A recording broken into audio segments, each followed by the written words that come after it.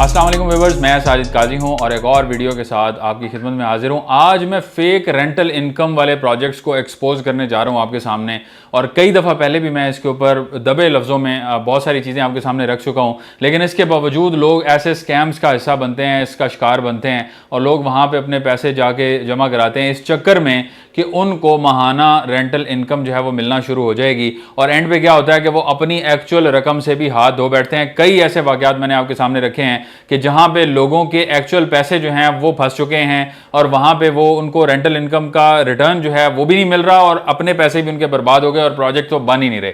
तो कौन सी ऐसी चीज़ें हैं जो रेड फ्लैग होना चाहिए अगर आप ऐसी इन्वेस्टमेंट आपके सामने आती है, कहाँ कहाँ आपने उसकी वेरिफिकेशन करनी है और उसके बाद आपने इन्वेस्टमेंट करनी है। रावलपिंडी इस्लामाबाद की मार्केट के अंदर ऐसे बेतहाशा प्रोजेक्ट्स मौजूद हैं जो आज से 3-3.5 साल पहले तक तो बहुत ज़्यादा पॉपुलर थे क्योंकि वो रेंटल इनकम रेगुलर दे रहे थे। अब वो नहीं दे पा रहे क्योंकि बहुत सारे बिल्डर्स, बहुत सारे डेवलपर्स, ओवरऑल जो जेन्युइन काम कर रहे हैं वो लोग भी अभी फंसे हुए हैं। तो जो लोग फेक रेंटल इनकम का काम कर रहे थे उनके पास कैश फ्लो की जैसे ही शॉर्टेज हुई तो रेंटल इनकम आना बंद हो गई। मैं ऐसे एक फैमिली को जानता हूं जिन्होंने अपना 85 लाख मालियत का घर जो है वो 90 लाख रुपए में एडजस्ट कराया एक प्रोजेक्ट के अंदर जो PWD रोड के ऊपर बनना था मेन हाईवे की तरफ, और वहां पे उसकी लोकेशन, उसके बैनर्स, उसके ऑफिस की सारी डिटेल्स वहां मेंशन थी कि यहां पे काम शुरू होने जा रहा है, आप आज इतने पैसे हमारे साथ इन्वेस्ट करते हैं, हम माहाना आपको लाख रुपए रेंटल देंगे 1 करोड़ रुपए के ऊपर। 1 लाख रुपए माहाना आपकी दुकान का रेंट आज से आना शुरू हो जाएगा। कौन सी दुकान का रेंट आज से आना शुरू हो जाएगा? यानी दुकान जो उनको दी वो फर्स्ट फ्लोर की दुकान है, फर्स्ट फ्लोर के ऊपर अभी दुकान बनी नहीं, ग्राउंड फ्लोर नहीं बना, उसका बेसमेंट का काम, उसका नीचे शुरू नहीं हुआ, बेड नहीं बना अभी तक, और वो रेंट देना शुरू हो रहे हैं। अब वो 85 लाख का घर उनको दिया उन्होंने और साथ 10 लाख रुपए कैश भी दिए, और उसके बाद वो आज तक इंतजार कर रहे हैं। इन बिटवीन उनका नाम हसन अख्तर काजी साहब है और वो उनका इंतकाल हो चुका है। अब मैं उस प्रोजेक्ट का नाम अभी नहीं लेता, लेकिन उस प्रोजेक्ट के मालिकान को खुदा से डरना चाहिए और इस तरह के जितने भी लोग हैं उनको डरना चाहिए कि उनकी बेटी और उनकी अहलिया दर बदर हुई हुई हैं इस वक्त, उनका अपने रहने का घर नहीं है उनके पास, और आप उनके पैसों से मजे कर रहे हैं। आज तक आपने उस प्रोजेक्ट के ऊपर काम नहीं किया और आप उनको चक्कर पे चक्कर लगवा रहे हैं। 1 से 2 लाख रुपए आपने उनको रेंटल दिया और उसके बाद आपने रेंट नहीं दिया। ये मैसेज जो है ये आप जेहन में रखें कि आपने अगले जहान भी कोई है जिसमें आपने जवाब देना है, और अगर हसन अख्तर काजी साहब का इंतकाल हो गया है तो रहना आपने भी नहीं है इस दुनिया में। और बहुत सारे ऐसे लोग जो इस तरह का रेंट का काम करते हैं उनके लिए मेरा बड़ा वाज़ेह पैगाम है कि आप अगर ये काम ना चाहते हुए या उस तरह से आप कर रहे थे और आप फंस चुके हैं तो कम से कम लोगों को उनकी एक्चुअल मनी जो है उसको एंटरटेन करें, वो वापस करने का कोई सिलसिला बनाना शुरू करें, या उनको एडजस्टमेंट्स में कोई जगह जो प्रॉपर्टीज आपके पास मौजूद हों वो उनको देनी शुरू करें, या अपना प्लॉट बेचें और लोगों के पैसे वापस करें, लेकिन आप उनको वापस करें क्योंकि आपने सबसे पहले तो एक फ्लॉप चीज जो है उसको लोगों के सामने लाकर रखना शुरू किया और उसके बाद आप अब लोगों को फंसा के बैठ गए हैं और लोगों का पैसा आप डुबो के बैठ गए हैं और प्रोजेक्ट आप बना नहीं पा रहे। तो इस तरह अब ये किस तरह होता है? ये स्कैम इस तरह होता है कि आप जाते हैं अपना पैसा लेके, लोग आपको रेंटल रिटर्न ऑफर करते हैं, आप उनको पैसा दे देते हैं ये सोचे समझे बगैर कि प्रॉपर्टी की वैल्यू वहां पे क्या बनती है।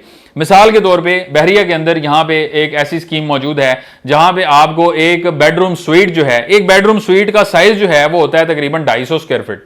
250 स्क्वायर फीट का बेडरूम स्वीट आपको ऑफर किया जा रहा है 1 करोड़ 30 लाख रुपए में, और उसके ऊपर आपको कहा जाता है कि 1 लाख रुपए रेंटल रिटर्न आपको आ रहा है। अब वो बना हुआ है, वो तैयार है, इसमें कोई शक नहीं है कि आप वो खरीदेंगे तो आपको वो बेडरूम स्वीट दिखाया जाएगा, वो आपके नाम पे किया जाएगा, आपको फिर उसकी रेंटल इनकम आएगी। लेकिन उसके ऊपर आपने ये ज़हन में रखना है कि क्या उसकी इतनी वैल्यू हो सकती है? 250 स्क्वायर फीट का अपार्टमेंट आप 25,000 रुपए स्क्वायर फीट पे भी लें तब भी इतनी वैल्यू नहीं इसकी बनती, उससे आधी कीमत भी नहीं बनती। तो आपने इस चीज को ज़हन में रखना है कि आप यहां पे अपार्टमेंट खरीदते हैं, उस अपार्टमेंट की एक वैल्यू है। बहरिया टाउन के अंदर 45 से 50 लाख रुपए में अपार्टमेंट मिल रहे हैं, 40 लाख रुपए में अपार्टमेंट मिल रहे हैं। ऐसे अपार्टमेंट्स जो अभी 100% रेडी नहीं हुए और उनकी जो बिल्डिंग्स हैं वो रेडी हैं, ग्रे स्ट्रक्चर कंप्लीट हुआ हुआ है, इस तरह के अपार्टमेंट्स बहुत सस्ते दामों में मिल रहे हैं। 35 लाख में दे रहे हैं, 40 लाख में दे रहे हैं, 55 लाख में। यानी कि बड़ा अपार्टमेंट है तो 55-60 लाख रुपए में जिसकी वैल्यू 90 लाख बनती है, छोटा अपार्टमेंट है जिसकी वैल्यू 75 लाख 70 लाख बनती है वो आपको 35-40 लाख रुपए में मिल रहा है। इस तरह की चीजें जो मार्केट में मौजूद हैं जिनको आप लेके जेन्युइन रेंट जनरेट कर सकते हैं, तो उसके बदले में आप 1 करोड़ 30 लाख में उससे आधी डायमेंशन की चीज लेंगे। किस लिए? सिर्फ आपको माना लाख रुपए रेंट आ रहा है। कब तक आएगा?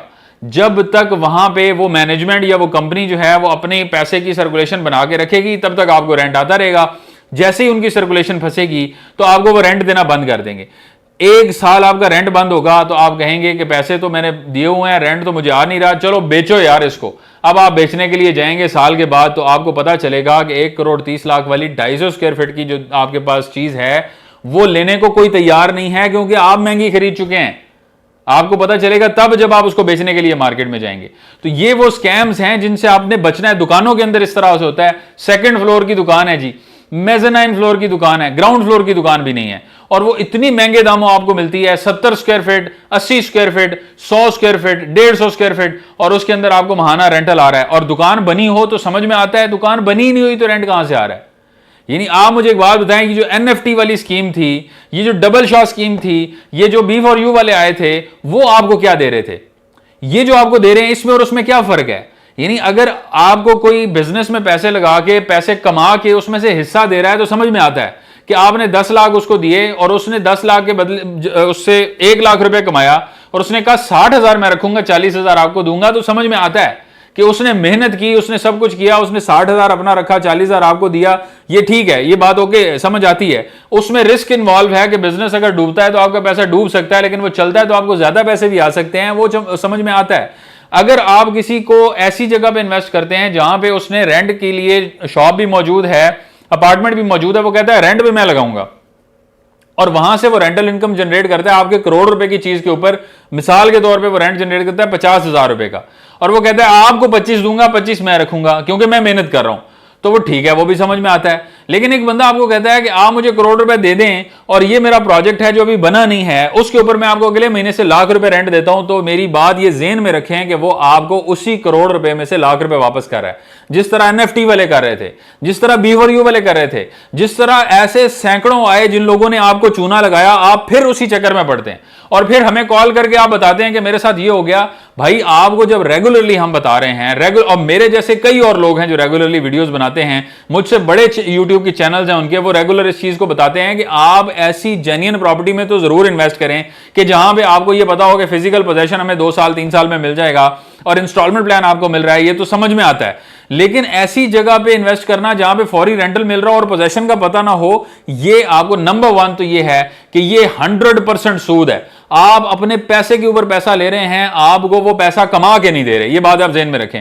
दूसरी चीज ये है कि आपको वो प्रॉपर्टी कभी भी नहीं मिलनी, ये बात आप ये भी लिख लें कि वो पैसा जो करोड़ रुपए में से आपको हर महीने लाख रुपए दे रहा है, वो करोड़ रुपया आपका मैक्सिमम चलेगा तो कितने साल चलेगा?